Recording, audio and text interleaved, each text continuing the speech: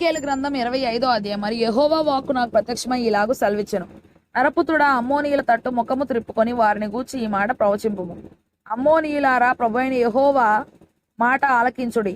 ప్రభువైన యెహోవా సెలవిచ్చినదేమనగా, నా పరిశుద్ధ స్థలము అపవిత్రపరచబడినప్పుడు, ఇశ్రాయేలీల దేశము పాడు చేయబడిన కాలమున యూదావారు చెరలోనికి పోయినప్పుడు మీరు సంతోషమని చెప్పుకొనుచు వచ్చితిరి గనక నేను మిమ్మును తూర్పున నుండి మనుషులకు స్వాస్థ్యముగా అప్పగించెదను. వారు తమ డేరాలను మీ దేశములో వేసి మీ మధ్య కాపురముందురు. వారు మీ పంటలు తిందురు, మీ పాలు త్రాగుదురు. నేను రబ్బా పట్టణమును ఒంటెలసాలగా చేసేదను, అమ్మోనీయుల దేశమును గొర్రెల దొడ్డిగా చేసేదను.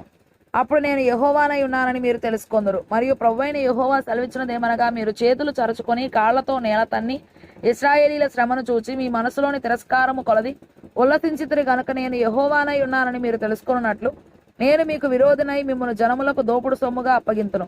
అన్యజనులలో ఉండకుండా మిమ్మల్ని నిర్మూలము చేతును, జనము కాకుండా మిమ్మల్ని నశింపజేతును, సమూల ధ్వంసము చేతును.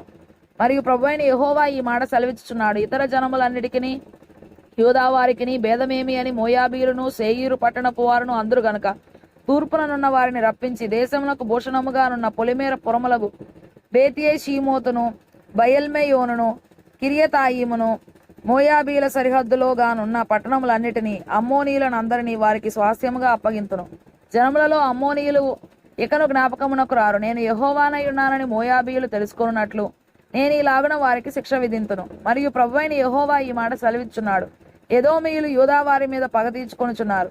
తీర్చుకొనుటలో వారు బహుగా దోషులైరి గనుక ప్రభువైన యెహోవా సెలవిచ్చినదేమనగా, ఎదోము మీద నా చేయి చాపి మనుషులేమి పశువులేమి దానిలో నుండకుండా నేను సమస్తమును నిర్మూలము చేయుదును.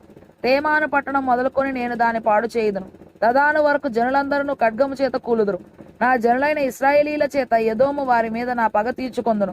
ఎదోమీల విషయమై నా కోపమును బట్టి నా రౌద్రమును బట్టి నేను ఆలోచించిన దానిని వారు నెరవేర్చుదురు. ఎదోమీయులు నా క్రోధమును తెలుసుకొందురు.